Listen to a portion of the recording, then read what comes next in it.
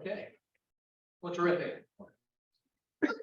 Well, good morning, ladies and gentlemen. My name is Mark Faulkner, and I'm the president of the Institute for Defense and Business. And together this morning with Major General Jim Boozer, who is the Executive Vice President of the National Defense Industrial Association, I'd like to welcome you to this morning's panel on contested logistics. And this morning is really a professional development, a leader development opportunity to talk about a subject that is getting a lot of visibility these days, and it's woven into key documents for our nation for good reason. We'll hear more about that here in a minute. I'll turn it over to our moderator here in a second, and she will introduce our distinguished panel. But far too many leaders to introduce by name.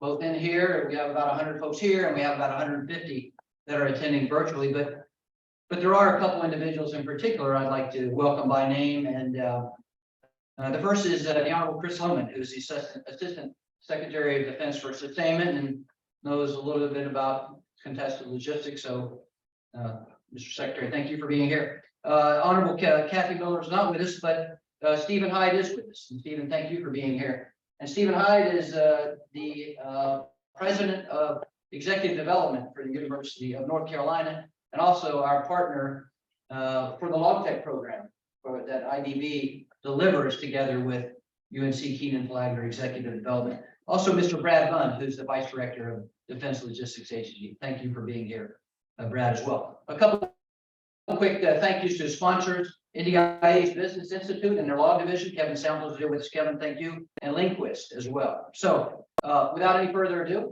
I'd like to turn it over to Lieutenant General Judy Fetter, U.S. Air Force retired, also the Vice Chairman of our board for the Institute for Defense and Business.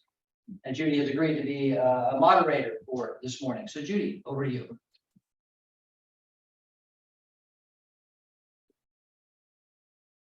Thank you, General Faulkner, and it is a pleasure to be here and a distinct honor to introduce the distinguished panel today for the discussion on contested logistics.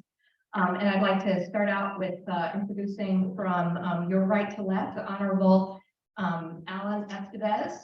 Secretary Estevez is the Undersecretary for Commerce for Industry and Security, and which advances U.S. national security, foreign policy, and economic objectives through export controls and strategic technology. We're going to hear more about that specifically applied to contested logistics.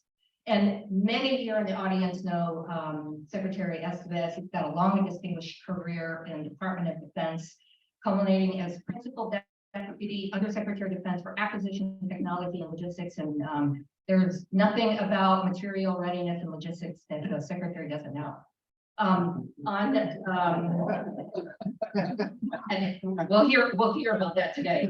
On the Secretary's right is Mr. Logan Jones. Very honored to have Mr. Jones here today, President and General Manager and Board Member of Spark Cognition Government Services, which is a full spectrum artificial intelligence company devoted to government and national defense mission. And prior to Spark Cognition, Mr. Jones was a Boeing Vice President Mobility and a committee chair at Aerospace Industries Association. Next is Lieutenant General Stephen Skalenka, who is Deputy Commander of Indo-Pacific Command.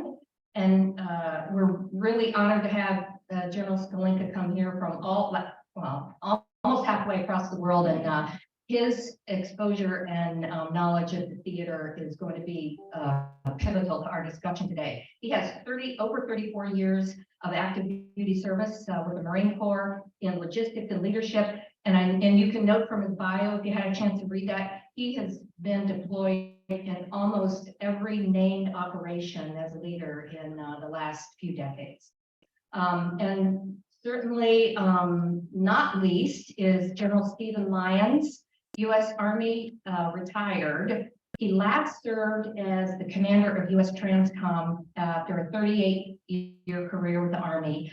And currently, and significantly for our discussion today, General Lyons is part of the administration as the Port and Supply Chain Envoy, working with Department of Transportation, White House, National Economic Council, and the private sector span ports, rails, trucks, and he works supply chain issues, which are pertinent to our discussion here. So to get into our discussion, warfare changes over time, but the necessity of logistics is enduring.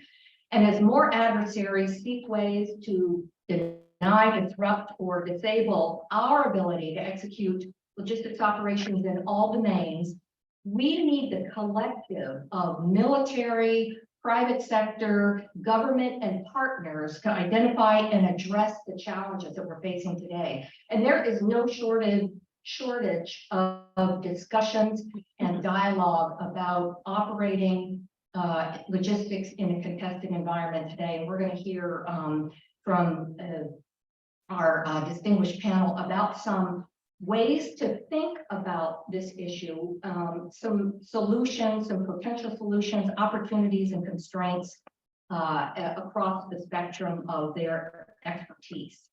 So in this event, I'm going to ask our distinguished panelists to provide a short opener, their initial thoughts on the topic, and then we're going to get into some questions, some of which came from the audience, including, of course, our virtual audience that have been kind of bounded together to provide a rich discussion. So with that, if I could turn it over to Secretary Estevez and ask that you please speak into the microphone loudly so our virtual audience doesn't miss it. Roger that. Thank you, Judy. Thanks to NDIA and IDD, two organizations I've been closely associated with the last my lifetime, it seems. So thanks both. Thank you to this audience, all who will be sitting up there on this stage, quite frankly.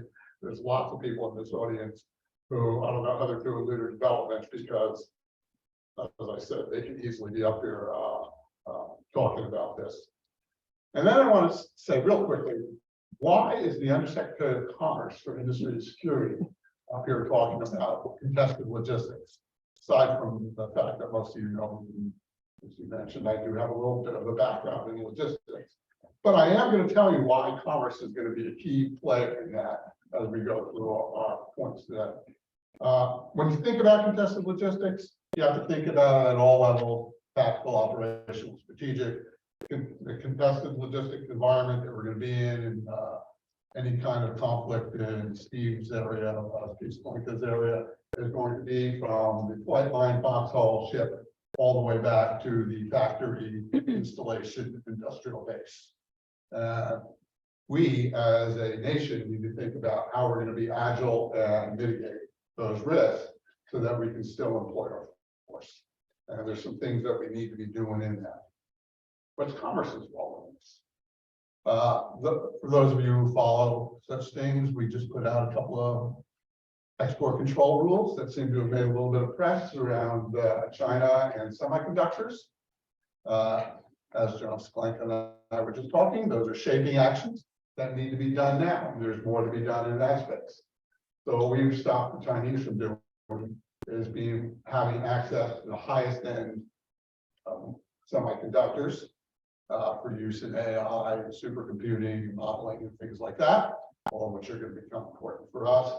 And we've stopped them from accessing the tooling to build that level of semiconductor. And in fact, we actually have a playbook that we would use if something started to break out in an environment of what we would do to start shaping early on. So what used to be called phase 0. We've developed that already in commerce and in fact in the Department of Treasury. And if you also notice, just a quickie, we are strangling Russia's ability to reconstitute itself through export controls. 70% decline in semiconductors going to Russia, 60% decline in overall trade. There's been trade from some of the China, India, places that are not in a coalition. We have a coalition, 37 nations, what used to be called the West, that have the controls on Russia. And their ability to build a precision guided weapon in the future is going to be minimal. They've already shut down tank factories and auto plants and things like. So they are pulling chips out of washing machines for their future use. Not a good way to be running a war. The last thing I'm gonna say is when we start thinking about how to mitigate things, we need to think about tech. I'll let you go into that. But if we're not thinking about how we use AI in the logistics system, we are missing the boat. We need to start thinking about how we're gonna pull data and use the data that we have. And Quantize, the logistics system has lots and lots of data that we are not using to advantage. And then we need to be more agile on how that data is used so that we're not, pushing stockpiles forward or waiting for a pull forward, that we are more dynamic in how we resupply forces on the battlefield, and then how we agilely jump between roadblocks in our ports and our air facilities as we do that. And I'm sure General Lyons has some points on that. Let me stop there and forward your questions.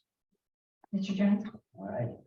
I think I've learned what the definition of distinguished panel means since I'm surrounded here. So thank you for having me. I sincerely appreciate the opportunity to talk about a very important topic.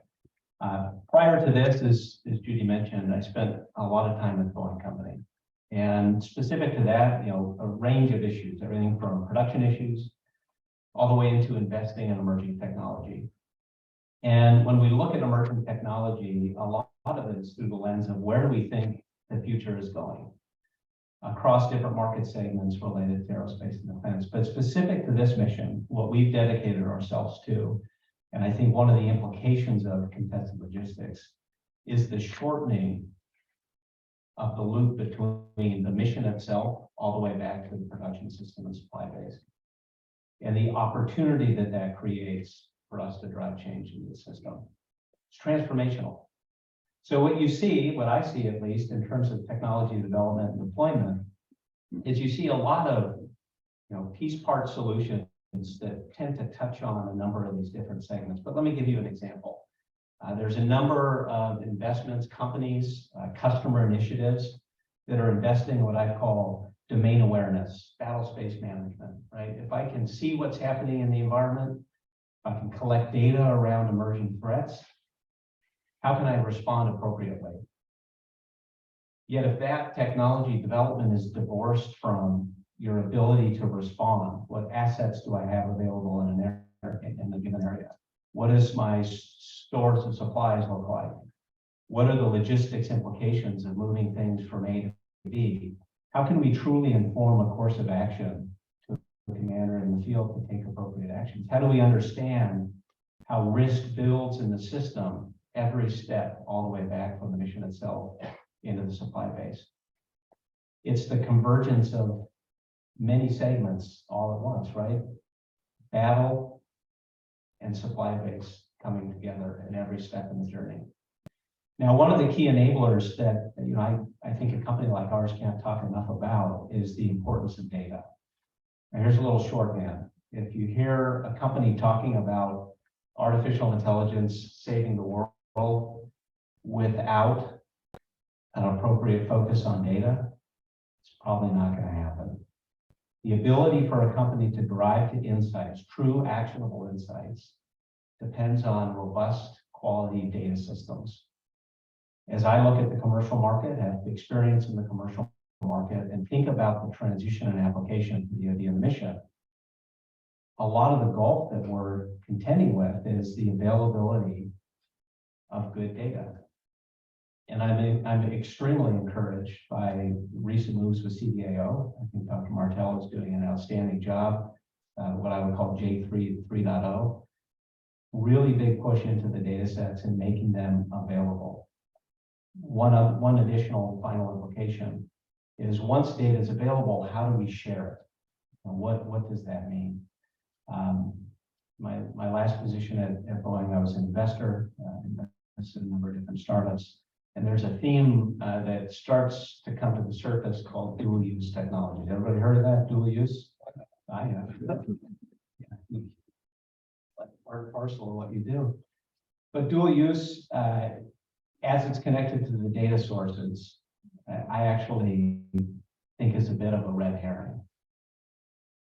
Like many of the technologies we leverage every day, whether it be in our civilian lives and the mission itself, are dual use, right? They're used across the spectrum. as it connects to the data set, it really depends on your dedication and focus to leverage the information and data you have and drive specific actionable insights to those who need it. We can call that dual use. I guess it's built upon dual use technologies, but that last mile truly matters. So I'm hopeful that the discussion today connects from mission all the way back to the data that's generated all the way across the logistics chain. And again, thank you for having me. Well done, Trey. Well, good morning, everybody. It's great to see some old friends here, and I use the word old in the most endearing of and also it's good to see some former bosses. So anything that I say up here that you like, please give me the credit. And anything you don't like, blame a couple of the guys who are sitting in the front rows up here. But in all seriousness, it really is humbling to be up here and be able to speak to y'all about some stuff. And give you some perspectives from someone who's continued to force companies way through the Marine Corps.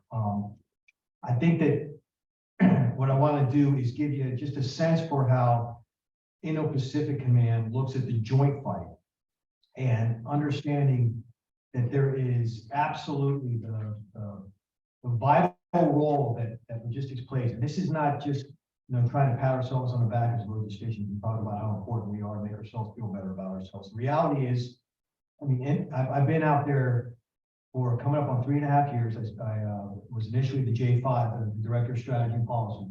I'm telling you that it is, that theater is about logistics. It is a massive region, absolutely massive. Anyone who has flown out there knows that there's no such thing as a quick flight there. People, I hear people sometimes complain about the long flight from DC to San Francisco. That gets you halfway to Hawaii. And Hawaii is halfway to the theater. Now, I'm not a physics major. That means a lot of time, and that's by air. So the idea of the impact that logistics has is significant. I'm gonna talk about a couple of main points though. One, and I think the real value is going to be in the discussion we have after this. I'm coming to you for help, and I'm going to need your assistance in helping to solve the issues that I've got. I'm going to talk about 3 principal points that I think, characteristics I think define a joint force that's going to be able to excel. You give me these 3 things in a joint force, and I think that you're going to have a pretty formidable force. It can be. I'm a simple Marine, and so I'm going to put it. I'll first give you how I look at these 3, then I'll explain a little bit further. But I got to be able to see the enemy threat. I got to be able to blind the enemy threat, and I be able to kill the enemy. I mean, it's pretty simple. If I can do all 3 of those things, I should win. Blinding the enemy threat, what I'm talking about is denying them the ability to see me, sense me, hear me, whatever. I'm talking essentially counter C5ISRT. I've got to be able to have systems out there that enable me to control what he's seeing out there. The flip side of that, I need him to be able to see, or I need to be able to see him. I need to be able to see, sense, and hear him, and not just me. I need all the folks who are working with me, who I'm working for, and who are working for me to be able to do the same thing. I need to have what I'm talking about is target quality, real time, all time. Target quality, we call it today common operating picture. It doesn't necessarily mean that at the combat command level, the company level needs to see everything that I'm seeing. What I'm talking about is being able to make sure that you have a general shared picture. And I don't think we're too far off from that. I mean, Google Earth gives you some idea of what I'm kind of looking at here, but on a much greater granularity and scale, but also the ability to discern what point and pull out the points that you want to see in those things. So that enables me, I figured out now, I'm blinding them, I can see them, now I got to be able to take care of them, destroy them. And by that I'm talking about connecting and integrating long range and short range, kinetic and increasingly non-kinetic fighters. What I'm seeing right now is really left of phase 2 is a significant part of this thing. So I got to be able to, and I'm looking at the non-kinetic effects that in particular coming out of the space domain, the cyber domain, and the information domain that will enable me to get a decisive advantage over them. Integrating all those with the kinetic pieces, and this is where I think we're seeing a significant part of what logistics can help, because part of our actions out there, we've heard we read every day about the challenges that we have in the defense industrial base and being able to keep up with the munitions requirements and demands of now a war that we are not actually actively involved in. Imagine what's going to happen. We have to fight an enemy that has a lot greater requirements and supply an army that is a lot bigger and has a lot greater requirements than the Ukrainian army. With the ability to combine those and understand and complement the kinetic and non-kinetic fires and effects, it tells you can start managing your munitions a lot more effectively. And the idea is we ran out of money, now we got to start to think. Well, that's part of that equation there. So you bring all those three together. Find them, see them, kill them. All of that, though, is tied together, I believe, by the ability or the requirement to project our power and to sustain our force. And so while all three of those things, you didn't hear the L word in any of those, they are all tied together by logistics. We've got to be able to figure out how to do it. And we're going to have to do it. You know, when you talk about what contested logistics is, General Faulkner said there's about 150 people, or 100 people in here, 150 people out there. If I asked every one of you what contested logistics was, to include the guy who wrote it, where were you? Yeah, there you are. Who wrote the whole document for it. You're going to get 250 different answers. For me, again, simple guy. We're going to be operating in an environment unlike anything any of us have ever experienced. We've had pretty much free reign in the maritime spaces where we've been operating since I've been in before. We've had some challenging airspace issues, but mostly it's been in the form of ground threat to air, not so much air. We're talking about an entirely different fight. We're talking about something that our grandparents endured. You know, we're talking about something that's going to have casualties at a rate much more significant than what any of us have ever experienced. A bad day for us, still a bad day, was when Fahilo went down in Iraq or Afghanistan. That's a number that we're going to get in minutes in this fight. And the ones that's going to tie all this together, again, talking about logistics, be able to execute under the most, I believe, challenging and, define to contested conditions in which we've operated. So I'm looking forward to you guys helping me figure out how to do this thing. The last piece, as I looked over and saw some of my minutes, is key to this will be able to operate in a dispersed manner across a wide theater, being able to connect all those forces. And if we think that we're going to be able to bring stuff out there as this fight is unfolding, hopefully we'll do some of that.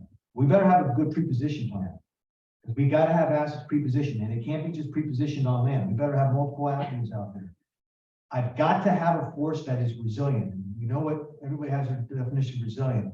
To me, a resilient force can take a hit, it can absorb that hit, and it won't be a catastrophic hit. So that's the value to the disposal piece.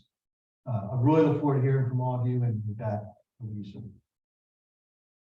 Hey, thanks, Steve. I appreciate that. You nailed it, by the way, in terms of the chat. I'll come back to what Jones Colinga just talked about.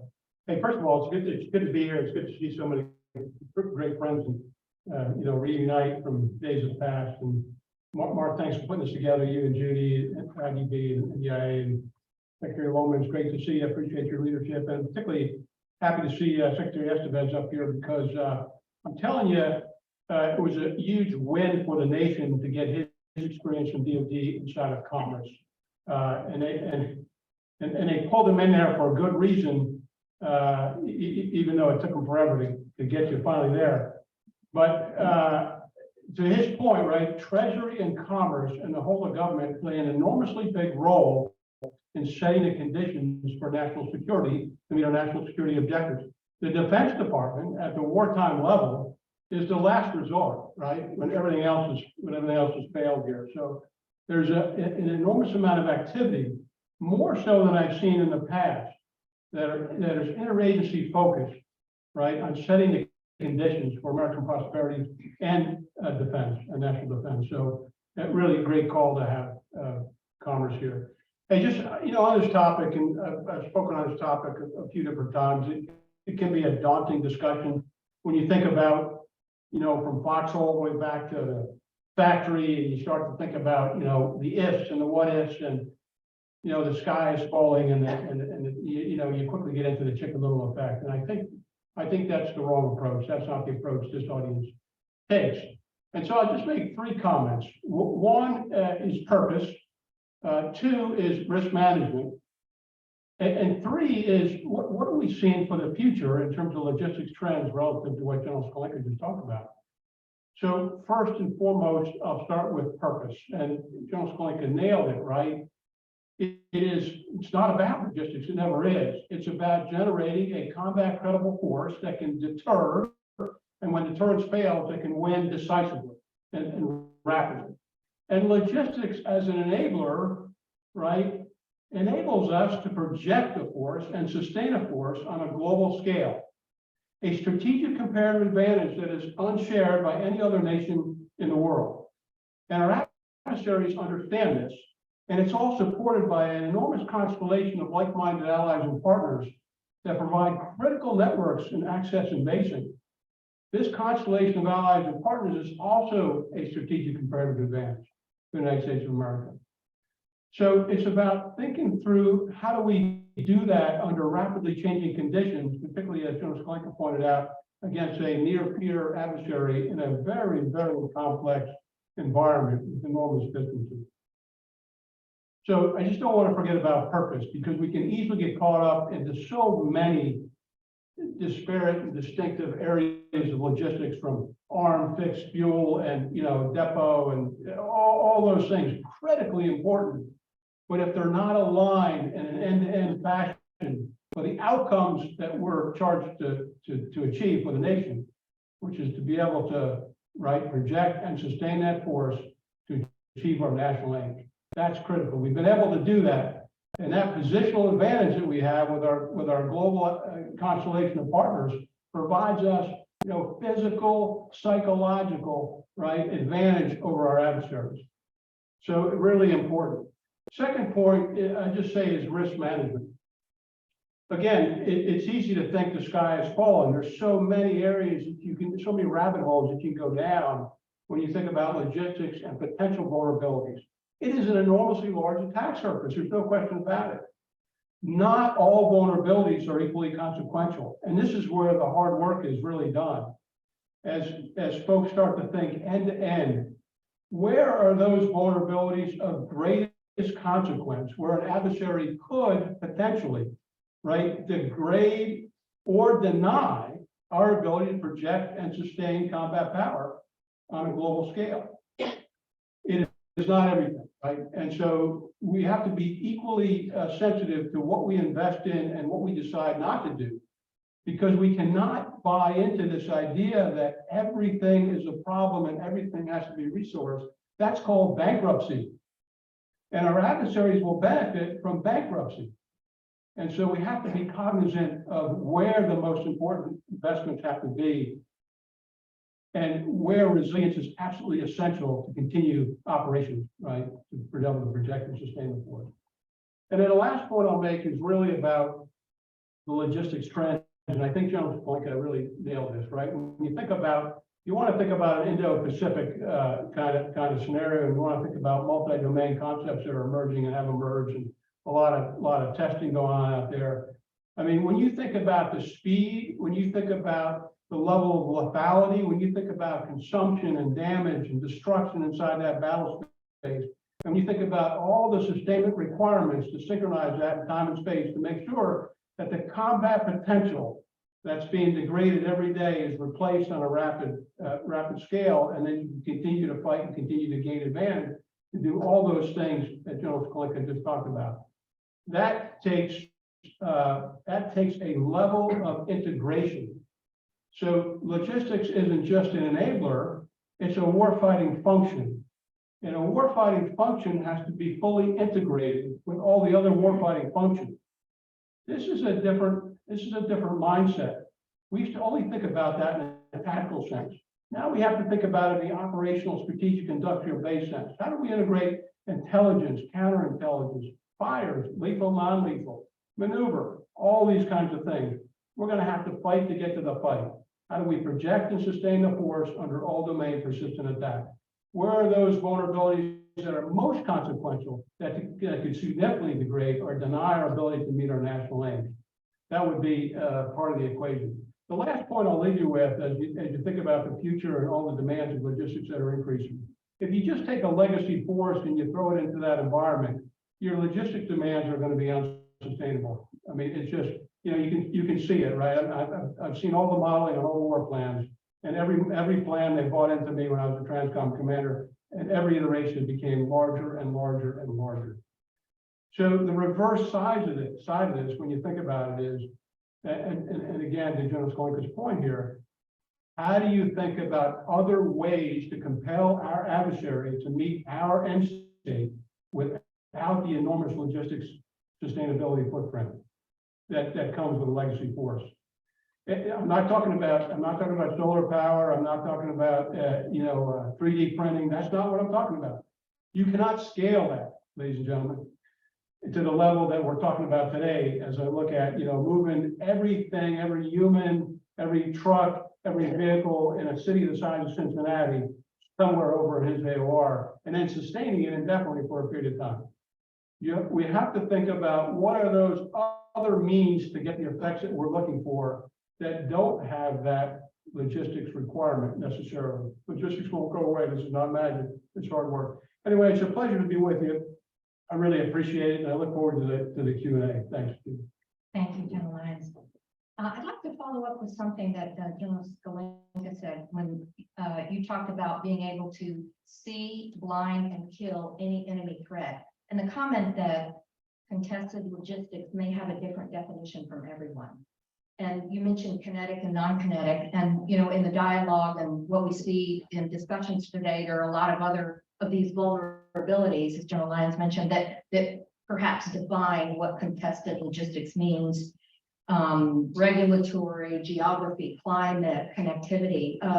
What's missing in our dialogue when we talk about what are the threats to operating logistics in an operational environment, and how do we prioritize those? How do we know what's important? Is it by theater? Is it by function? What makes contested logistics, and how do we know what's the most important? That is a good question. The way I would look at this is, I think when we speak about contested logistics, the one element we do forget about is that we're going to have to be operating in an environment in which our enemy is going to be trying to deny us our ability to operate. So we talk about contested logistics as, at least a lot of the conversations I've heard have been really about distances, challenges with the defense industrial base. To name the challenges that are either things that we, are our own doing, or are, lack of a better term, environmental. But when you think about it, outside of dodging some ambushes and IED threats running in convoys, deadly though they were, this is on a much grander scale. General Lyons said something that really resonated with me. He said, throughout at least my career, when I've thought about logistics, it's really had a tactical and sometimes an operational thinking to it. And the challenge now is contested logistics. It is really a strategic requirement, challenge, capability, all those things rolled into one. I know that when I was the J5 in particular, we were talking about the requirement to, what are the logistics requirements involved to do whatever we're trying to do. The one thing we always had to take into account was being able to conduct those actions in the face of an enemy. And I'm talking about an enemy with significant capabilities. Whether you call our most challenging threat a near peer or not is, I don't know if it really matters at this point. I consider the peer a peer, quite frankly. Inside, that's right. That's someone told me once before. The difference between low intensity conflict and high intensity conflict. Right? Low intensity conflict is when they're shooting at you. High intensity conflict is when they're shooting at me. So, when I look at the idea, we have been a nation that historically has had the Iron Mountain. The Iron Mountain is probably close to as much of it's an older cliche than because of COVID. You know, as a cliche, which is rapidly being challenged by the phrase in Ukraine as overused. But it's true that I don't believe we're going to be able to have it. I think because they're going to be targeted. So when I talk about a resilient force, logistics is a key part of that.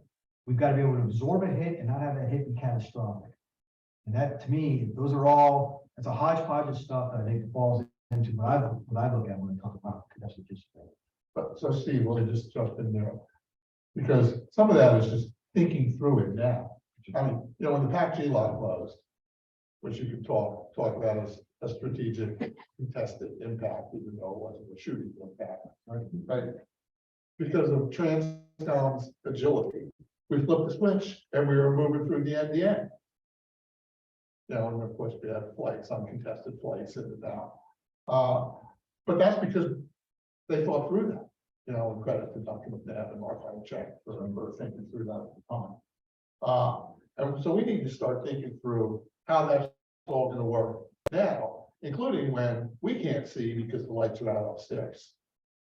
Right, and so get out your map and figure out how to hit the compass and figure out how to do coordinates. Yeah, well, yeah, I mean, I think back to, I think it was 2010 in Afghanistan, when our supply depot caught fire. And so we needed to rebuild it. And you think, I mean, you couldn't write fiction better than this. We couldn't get flights across the Atlantic because at the same time, volcanoes were erupting in Iceland or Greenland, I can't remember which one it was, which stopped traffic for like 2. So I mean, this was, again, there's Herculean efforts that the General Alliance World Organization, DLA, that enable us to do things, but a lot of those were reactions. And to your point, sir, I mean, the joint force owes Transcom and owes DLA, I think, more time to deal with it, rather than have to have them react all the time. I'll stop there. Judy, one thing for me, you mentioned it, right? Contested logistics, massive challenge, almost unapproachable. So one of the things that, at least from industry, I feel is missing from the conversation is, if you were to benchmark this in other industries, how does it get started? It actually gets started with incrementalism. In that technology development, I'm mostly focused on software these days. Once you get that baseline out, it starts to inform the next loop of development. And I think from industry, whether it be customer engagements, whether it be industry forums, everybody's looking to jump to the end state. But segment after segment in commercial markets start with incrementalism. So it give you an example of a traditional deployment. So our company works with a large oil and gas producer. Our software helps them manage about 170 million barrels of oil produced per year. So fairly big scale. On an individual oil rig, there's something like 130,000 sensors that update every second. And there's a lot of problems, right? They have everything from human factor challenges, which is safety issues. They have issues related to predicting when failures are going to occur so they can pre-position inventory. Should sound slightly familiar. Where do you start? What do you prioritize? Where they started was basically predicting, right? So they had rich sensor data. How do we leverage this data to predict that asset failure? Let's figure out what the implication of that is. Well, it turns out if you can predict it, at the time it was 4 or 5 days in advance, now it's 9 to 14 days in advance. The real value that they predicted was in reducing asset downtime, right? That's a pretty measurable number. But what they discovered was that the real savings and value was in the supply base and the supply chain. Hey, we need this by that date. We need this expert to arrive at this location to install that. And then they started to layer on additional data types, additional problem sets. They then expanded to unstructured data. Hey, we have a tremendous amount of insights wrapped up in the written word and log files and maintenance logs. What can we do with that? Can we predict process violations that would lead to safety events. Then they had visual data. Well, I can see that somebody's not wearing the right PPE, and on and on and on, and it's this never-ending improvement loop that's being driven. And again, from industry, so much of the conversation is focused on the daunting challenge and required end state. I think more attention can be focused on the iterative loops of experimentation that can be driven in much sooner before it becomes a fight. So that's what I see missing.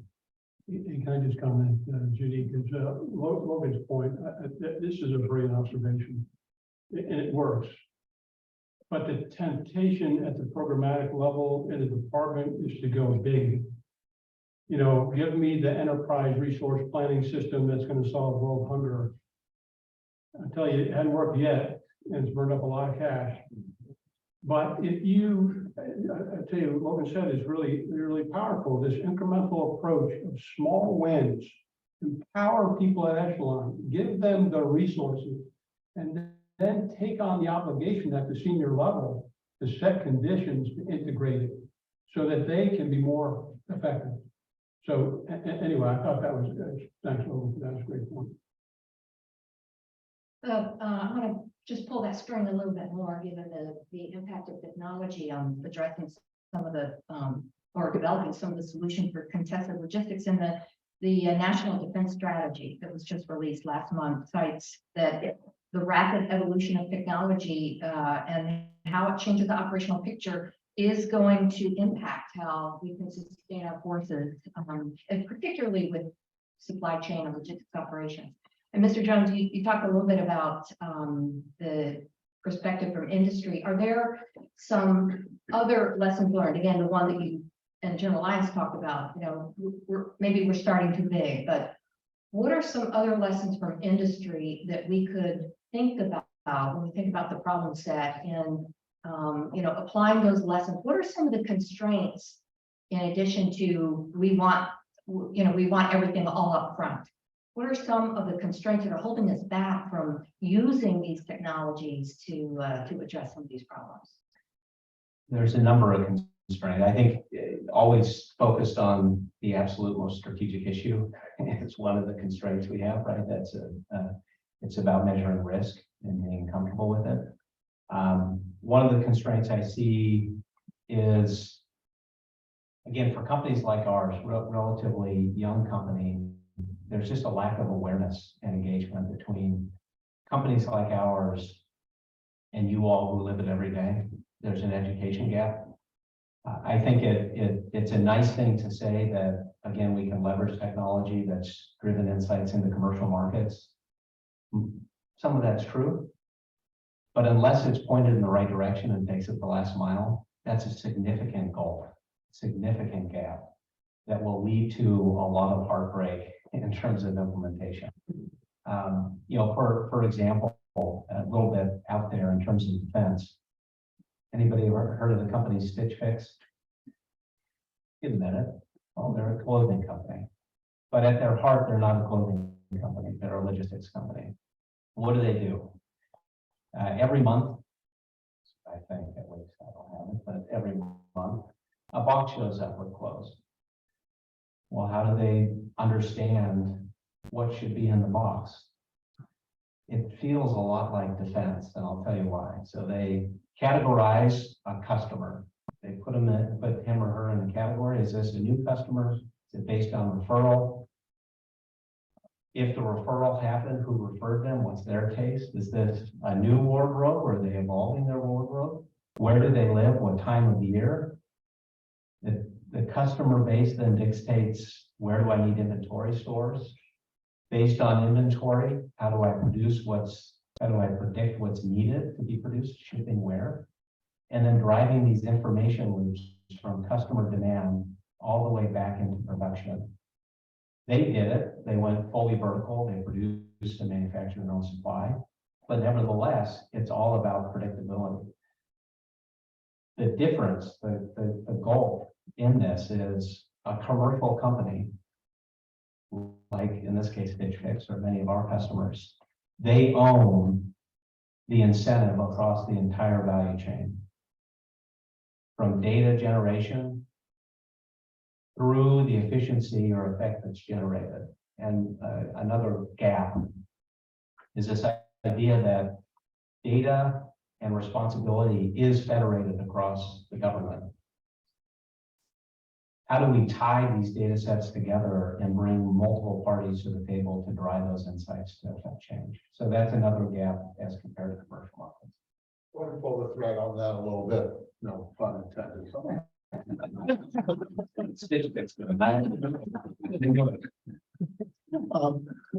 One of the things that, and I started off in my opening comments, I mentioned we're awash in data that is on the floor, we're not using it. Part of, Steve, your point, Steve's point, to your point, see them, we need to see ourselves. And we're, I want to touch my New Jersey term here, we're not as good at it as we should be. So we need to use the data that we have to see ourselves, and then we start thinking, yes, it's going to be more unpredictable than what Stitch Fix has. But you can start looking at that and federating that data, again, right back to the industrial base, all forward on the battlefield. I'm looking at Chris Sharpson and looking at John Palachuk out in the audience here, right? John, the COVID task force, Chris working with Gus Perna at Warp Speed. They pulled together out of scratch the ability to see down for supplies coming out that we didn't have. And developing them down to hospitals in the harms, and why aren't we doing that and we need to do that now. We need to lay the groundwork now, so it's not a pickup game. To start managing ourselves on the battlefield, so that we have the agility and flexibility to turn the dial and do things when things go wrong. I add one thing? So a real example, not Stitch Fix. I'll get back to this one. About visibility. So just a real example that we probably live with, I would say we do. We work with a large oil company. Our platform ships or assists in the shipment of 3 billion barrels of oil a year, right? What is in this planning cycle? And how does it relate to defense? We talked about enabling those at lower echelons. This is what it means. Sit in front of the screen and not have to worry about the data that's behind it, but say, look, price of oil is this. I have this refinery producing. I have these ports open. This ship is in for heavy maintenance. And all of this is automated. It's traceable. The fact that oil companies have the incentive and to drive that visibility down into their daily operations has led them to a much richer environment from which they can drive efficiencies. And I would say that that's a real example of potentially DLA and how we ship and manage our energy supplies moving into theater itself. Thank you. Sticking with technology just a little bit, Secretary Estes, I have to go back to some of the things you said in your opening comments, specifically about export controls in China and protecting our technology. And so when we think about the importance of trade as a national security imperative to be, the economics associated with that, how do we sustain healthy trade with something like China or other countries in that AOR, but yet protect those technologies that would impact us militarily? And then maybe not just for technology, but just trade in general. How do we balance that, the good and the bad, just to ensure that military is not impacted? Sure. It's actually more complicated than I thought it was going to be when I walked into this job.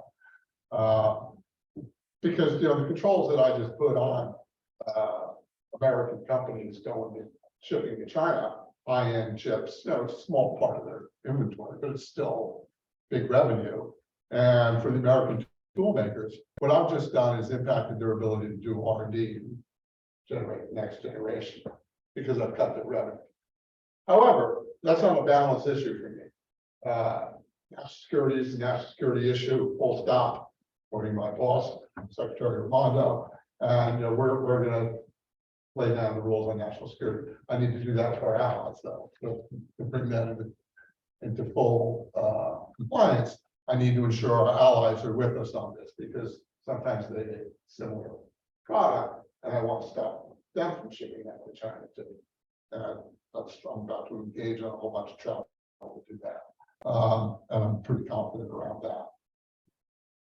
And then it's like, okay, that's semiconductors and highest end of that. What's next? So we need to keep looking because technology is advancing. You can't sit still. There's just a floor. You need to keep going. And frankly, all we've done is buy ourselves some time. So you can only, I'm in the defense game of the Department of Commerce. So I put obvious controls, other controls we can do. But we need to play offense too. So if I can slow down the Chinese from developing capability, we better be building our own capabilities to advance our own national security interests and those of our allies. So, CHIPS Act is a way of doing that on the semiconductor area. But we need to keep thinking through what do we need to be doing to play offense while we put a little hold on them playing defense. Let's not pretend that they're not going to figure out over time how to do this. So it's a short period of time that we bought ourselves.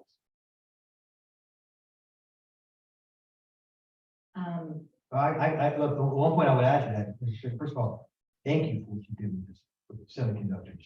So, I mean, that was, as I think I told you earlier, I just wish we'd done that earlier, in many ways, but, some part of this that's close to home for us on at the Indo-Pacific is familiar with AUKUS, right? We talk about the Australia, UK, US piece, and what gets all the publicity is Pillar 1, submarine, nuclear submarines. They want to talk about nuclear submarines. And understandably, they are massive investments. They have significant impacts regarding not just the nation's defense, but their national economies. And it's a significant piece when you're sharing a technological piece with another one of our allies. I'm going to tell you that the adversary hates AUKUS. You can tell right away when they deliberately, knowingly, incorrectly conflated nuclear propulsion and nuclear proliferation. Try to talk about how we are bad, United States and Australia and United Kingdom teaming up together to proliferate nuclear weapons in Asia. We can be further from the truth, but we can talk about advancing nuclear propulsion. And that's Pillar 1. Secretary's point, the most, in my view, hopeful aspect of all this is Pillar 2. And it's the development of emerging technology. The reason I like this one is because all of our friends will benefit from what comes out of the emerging technologies. And while the United States has long been a leader in development of emerging technology, we no longer have sole purview of understanding knowledge of those areas. And so we have other countries out there and other sources of intellect and innovation that we can tap into and work together with. And one of the points that I think that's important with all this is for us to push through and get a quick win that helps other countries. The reason behind that quick win is it will help quell a lot of the dissonance that our enemies are putting out there and trying to confuse people regarding the true benefits of what AUKUS is doing, what it can do, or what's intended to do. And these emerging technologies go, we've all quantum computing, man-machine. I swore I would stay away from saying AI because it's almost become too cliche as well because it has a piece of me. But man-machine teaming, machine learning, autonomous and semi-autonomous vehicles especially for again, my theater that there means revolves around in the Pacific, but that's a pretty important place to be right now. The idea of being able to have semi-autonomous and autonomous vehicles out there will do wonders, I think, in enabling a resilient force, helping with distribution of a widely dispersed force. All these things can be put together and they have commercial applications. And again, I go back to the big advantage of AUKUS is Pillar 2, which, if anything, there's only goodness that can come out of Pillar 2 if you think about it. And I think that's some of the key pieces in here and how these emerging technologies will benefit all. And that, there lies some of the trick, you know, I do have a requirement in Congress to protect emerging technologies. I've, you know, found that when you put out a federal register notice of who's got emerging technologies, you don't get a good response because the people who are building emerging technologies don't know the federal register exists. And then when you say, hey, and I want to regulate you, that's the next thing when they go to ground. But nonetheless, we need to do that. And since most of them have both your dual use comment, both military and commercial application, where do you draw the line? And how do you draw the line? Now, you know, we have an adversary that uses a military civil fusion strategy. They blurred the line, not me, so I have to react to their blur. General Lyons, in your comments, you talk about purpose, risk management and trends, and we talk about pre-po here, pre-positioning material in forward operating locations. You know, traditionally, we can all picture what we saw in theaters around the world, you know, the piles of war reserve material and lots of stuff and material. With the threat that exists now, the conditions, with the way that the private sector can provide things like supply chain and transportation, are the days of big mountains of stuff, is that over? Is there another way to think about moving material up to to that last mile and getting into the hands of the warfighter? Yes, it's a great question. I tell you, you know, the fact is that everything we do in the logistics and sustainment arena is a derivative of operations. So when you start to describe operations that, you know, require the movement of a city the size of Cincinnati, for example, or the rapid dissemination and speed associated with some of the multi-domain operations, moving small force elements very rapidly over large distances and these kinds of things, the logistics actually goes up. Now, to, you know, your point about pre-po is a great one. I mean, if you know, if you can call it right in your playbook, and you know what your concept is and where you want to be, certainly having things pre-positioned buys you a lot of time and space. And time and space is a great deterrent, because if an adversary knows that you can come if you want to, but if you decide to, very rapidly, that's a very powerful dilemma that it causes for the adversary. So there's a lot of power in pre-positioning, you know, to be able to create that level of resiliency and agility. But at the end of the day, you know, the requirements, logistical requirements for the force that we have today are enormous. And when you start to superimpose some of the conditions that General Skolenka talked about, it's really nothing that we've seen, only our, you know, parents or grandparents have seen that level of conflict. And that creates a different kind of a requirement on your logistics apparatus. We're equal to the task, but I mean, we have to be thinking about it now. What you say, Steve, you know, and you and I have traveled a lot together. Long Meadow, Judy, you and I have traveled a bunch. Faulkner, half the people in this room. I used to say in Afghanistan, you could stand anywhere and see 200 containers, no matter which way you look. We probably can't do that anymore because all I have is a big target. So you can't build that target. So that means we need to think through how do we build that capacity in a different way. The one point I would also offer with this though is, also, No, go ahead. Sorry, sir. You know, a fundamental element of strategy is that you've got to acknowledge and understand you've got limited resources. And then we got to apply those limited resources against ends that our national leaders have prioritized. We learn that in war colleges and whatnot. The idea that we can outspend and outpace the Taliban logistically, that's pretty easy to do. We're not going to do that. It's just not going to happen. And so sticking a bastion, a Camp Bastion out there, or Leatherneck, you're asking yourself to be a massive target. Now, if we're going to do that, that's fine. We need to make sure that we understand it. Can we withstand a hit? Can we withstand the destruction of that particular area? If we can say yes to that, then perhaps we can go ahead with that, old strategy of stockpiling a bunch of stuff in one location. I just don't think we're gonna be able to do that. The flip to that, though, not to paint such a bad picture of all this stuff. Just because someone has the capability to target does not mean that he or she can target. There's truth to that too. There are other ways that we can do to make ourselves a harder target. There are other ways out there, but it's going to require investment. Talk about, is the nation willing to invest in Prepo, for example, because they see all the media will rightly show what they believe to be waste and call us on it, and they should do that. But we need to be able to demonstrate that it's not waste. We need to be able to have a Prepo, I think, in a strategy, not just staying in one location, but multiple. We also need to invest in things such as ballistic missile defense that we have not had to worry about necessarily in the past. This is a significant requirement for us. If you're going to have these places, you got to protect them. So that was the problem to me. Sorry, sir. Well, one of the things we were working when I was still at Transcom is this concept of space mobility. So just think about this for a second. If you can move a C-17 size load anywhere in the world in an hour, think about the dilemma that creates. Think about the options it creates for somebody like General Spolenka and his commander.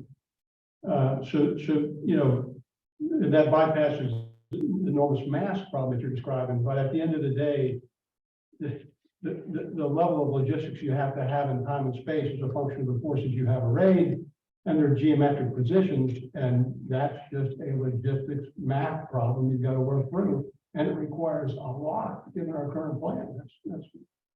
But you can come with other agile approaches that I think create some effects for you. Our panel here has mentioned the defense industrial base in the comments. So what should, when we think about both the commercial industrial base and the organic industrial base, what should the U.S. military be asking of industry? Mr. Jones, you talked a little bit about technology, but what else is out there that that military should be communicating to industry as a need to counter some of these threats in a contested logistics environment? Inside and outside the borders, perhaps. At least one person's perspective, having spent a number of years in industry, this industry specifically, this is a little different than, hey, give me this, that, and the other thing, but I actually think it's a call to action. The call to action for people like my generation, people in my generation, to be a part of creating the system that rises to the challenge that General Lyon talked about, right? We are up for the task. And in instilling that all the way down through education, STEM education, pulling people through universities, that is one of the things I think the military can get much more involved with. There's a district in California where Naval X planted a headquarters, at least a program, where there's a tremendous amount of feeder schools at the high school level into tech colleges, which then moves into four-year colleges. That's the kind of initiative to build a relationship between the military and the emerging generation. That's not a bullet. That's not an airplane to move things. But consistently throughout our history, the thing that has won us conflict is empowering and enabling the men and women of the force and the people of the U.S. And I think that's where it has to start. A little different answer than you might be expecting, but we can do more. I'll take a little risk if we come out on this. So I want to point out I'm the Undersecretary of Commerce, not the Undersecretary of Acquisition and Sustainment. And since I have the Assistant Secretary for Sustainment sitting in front of me, he might be able to answer this question. But we need to do, and I agree with everything you just said, by the way. We need to do a better job of incentivizing industry. And that means through RFPs from the department to modernize themselves and to secure themselves. And that means both from cyber and understanding their supply chain so that they have a supply chain that they can draw on that's not reliant on the adversary in the middle of that supply chain, which is a problem. But there's certainly, you know, and it's not that industry is not doing this, it's just not at pace of digitizing manufacturing. You know, sensors on assembly and you know, modern tooling that can be managed with ones and zeros, flexibility versus I need a new tool. Incentives matter, and just one added perspective. I worked at Boeing 15 years. I totally underappreciated the infrastructure that goes into this market that's serving this customer. And what I've discovered, to your point, is it's a little bit like finding yourself through a maze of rules and regulations. I think helping industry along on that journey will pull in innovation, and you know, teaching and building a bridge so that they understand why it's so important would, you know, industry would then, I think, have a more welcoming hand to it. Because I absolutely agree. First year of our existence, all we did is implement up to the standards of the because that is what's required. We want to do that. But more can be done. I mean, CHIPS Act did that in some way, but we need to think through what else do we need to do as a nation. Well, if you want to know what InnoPaycom wants, we have a list. And I say that not so facetiously because many of you know that Congress has the last 3 years, and it's going to happen again, required the commander in the Pacific Command to provide them. They put it in the National Defense Authorization Act. It's I'll call it 12-4X report. 12, well, I'm not quite sure when the next where the next report NDA is going to be, but it's essentially it's section 1240. Last year was section 1241 of the NDA. Passed in Commander using Pacific Command identify what we need out there to conduct a fight, and we owe it's a pretty detailed report, classified version. Many of you still have your classifications. So you can get access to it, I'm sure. And there's also an unclassed version that's published as well. That lines out and it bends what we need. Logistics is a bend in there, but also what's important is, what I'd ask you to do is don't just look at the logistics bin, because every single bin is hit by logistics in there.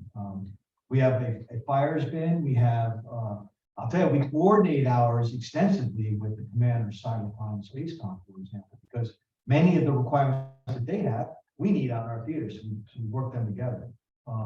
Before this report goes out, we send it to the combatant commanders. Sir, I believe you, first year we had to do it, you had it, went through it as well. And what we don't do is use that report to advocate for individual service requirements. So for example, what you're not going to see in our 12th report is we need more DDGs.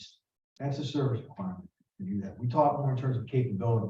We deliberately don't advocate also for specific service either. It's about capability requirements. So if you want to know what the joint force needs from industry, that's probably one of the best sources. Oh, and the last thing I say is we identify by whatever the particular year in which we're operating, just across 1/5. As anyone knows, works in combat command. You know, all that other stuff is speculative and all. We live in a 2-3 year window. Well, I'd like to pose a last question and circle back to the joint warfighting concept, which was signed last year. And it focuses one of the 4 supporting concepts or strategy priorities on contested logistics. And in the JWC, it mentions, has a heavy focus on technology and tools like AI. General Slink, if you would agree with me saying AI, machine learning, virtual database, things like that. But I think for the end of this discussion, let's talk about, because the services are talking about things that they're doing, innovations that they are doing to address the issue of contested logistics. You know, reducing demand, requirement, footprint, things like that. But what are those areas that cannot be solved by technology that are some other factor that, you know, again, maybe the services are looking at that are don't involve cyber. Look at me. I guess I gotta be unique on this one. That's the curse of being a boot on the board here. And the note that I just wrote to myself is contested logistics is going to solve my concept. It's not going to solve my things. You know, and I think that's pretty simple.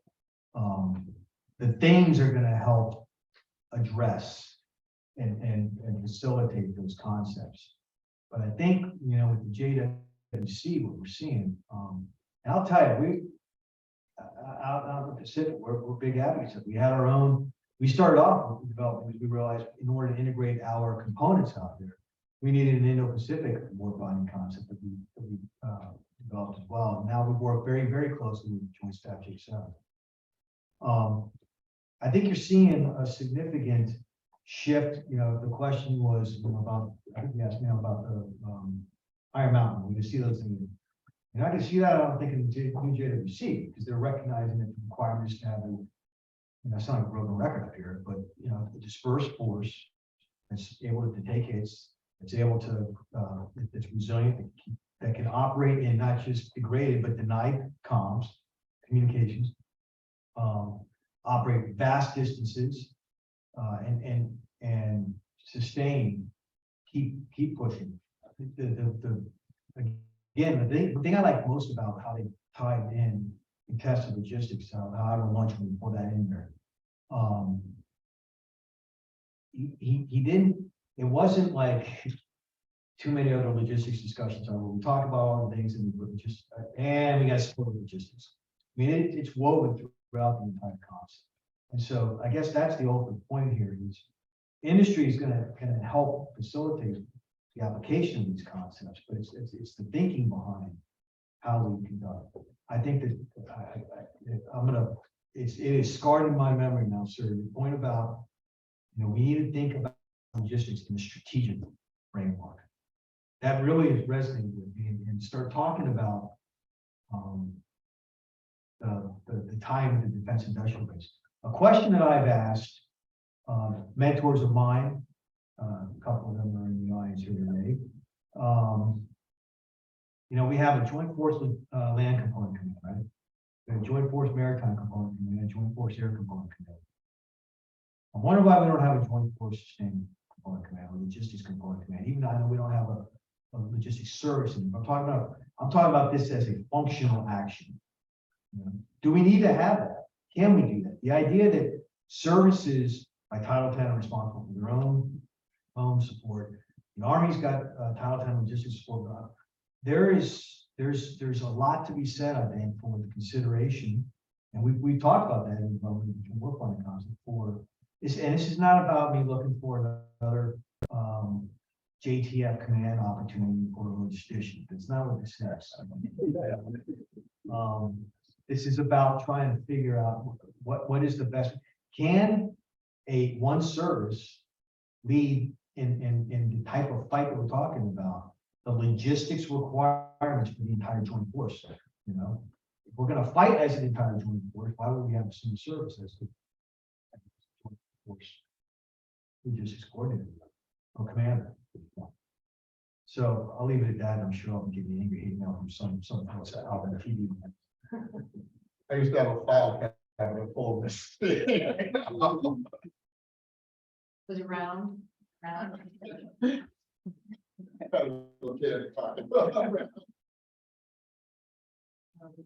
Invite any other comments on that? That's got to be a concept. We need to think through what we're doing. I think that's the key point there. I would just caution that, you know, we certainly, we get into this space and it's hard work, right? I mean, just thinking about it, I mean, think of the discussion today, it's just hard work as you work through it, and you know, it's easy to come up with a concept or a PowerPoint presentation that makes it look even easier. But the facts deny all that. So, you know, when Joe Sklenka was still the J5 at Indo-PACOM, he bought in the latest Indo-PACOM warfighting plan. which dwarf every other COCOM. So the idea here is that, you know, and I've heard folks kind of say this out loud, hopefully thinking, wishful thinking, that, you know, this other concept of deaggregated operations with high speed, high lethality, high casualty rates is all of a sudden going to magically get supported by some magical concept or some new technology. It's not going to work like that. So the way the warfighting concepts are emerging is actually driving logistics demands up, not down. Now, it doesn't have to be in the traditional sense. You don't have to, that's my point about not taking a legacy force and just, you know, just trying to insert it into the existing construct.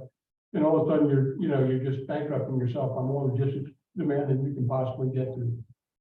It's thinking more about how do you integrate the logistics warfighting function into everything that's going on. And I would just say, you know, just watch this idea of wishful thinking that somehow there's going to be this magical solution that we're just not going to have to worry about it. The physics, this is a physics problem, and he's got a huge AOR. It's a physics problem. The demands are enormous. I'm talking about mobility, munitions, fuel, energy, liquid energy. The demands on the concepts that I see for multi-domain and the warfighting plans that I've seen approved by the department are enormously large requirements for logistics. It is a logistics fight out there in the Indo-Pacific. So I just say, you know, not to, you know, this is manageable. And we got to think through the risk, but we don't have to wish it away, because this is a daunting challenge that we can think our way through, manage the risk, invest smartly, accept risk where it's acceptable, and then keep moving, right? And then morph our way, the means at which we bring lethal effects, which may or may not have the same logistics demand. But the current state of concept and war plans are enormously logistically challenging. And that's what this community has to deal with. If you're the, Secretary for Sustainment or Transcom or whatever the case may be. So I just kind of caution that, because I hear that sometimes from some pretty senior leaders that we're going to be at this place in the future where, we're not going to need logistics, and it's just, it amazes me. It's just not the reality. Anyway, caution. General Lyons, thank you. That was a great way to tie up some of the comments of the distinguished panel today. Again, the purpose was to maybe change our thinking, to broaden the aperture a little bit on how we process what is operating in a contested logistics environment. What are the problems? What are the solutions? And how should we be thinking this? Maybe not in the way that we have for so many years. And I'd like to thank Secretary Estevez, Mr. Jones, General Skalenka, and General Lyons for some fantastic perspectives and thoughts and ideas on how we can think about this in our endeavors across government, military, private sector, and the partnerships we have throughout our network. So would you join me in a round of applause for our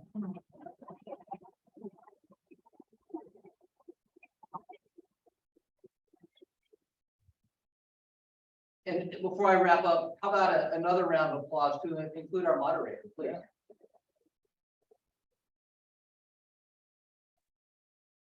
So just a couple final comments. That was powerful, don't you think? I mean, it was tremendous. What a rich conversation. It exceeded really what we envisioned to get out of this. A couple final thank yous. Obviously, all our panel members. Thanks everyone that's here today, as well as that are viewing virtually, NDIA and IDP. Thank you very much. And just a couple. I'm not going to go through everything here. There's just so much here. But let me just leave you with this. One of my takeaways from what I heard. This is about the last 90 minutes is about helping close the education gap, right? If you go in, you see what our Secretary of Defense has talked about when he talks about talent management, when he talks about the threat. You see what the Honorable Loman's doing when he talks about educating the logistics workforce. That's what we're doing. We're trying to close that gap and think differently, because the problems, as you heard, are harder than they ever have been. And they are more interconnected than they ever have been. And it is going to take a whole of government approach. That's why it's so tremendous to have Secretary Estes here. So this is what this is all about. We need to continue the discussion to close that gap and think differently. And we look forward to talking to you all again. Thank you very much for being here. Have a good day.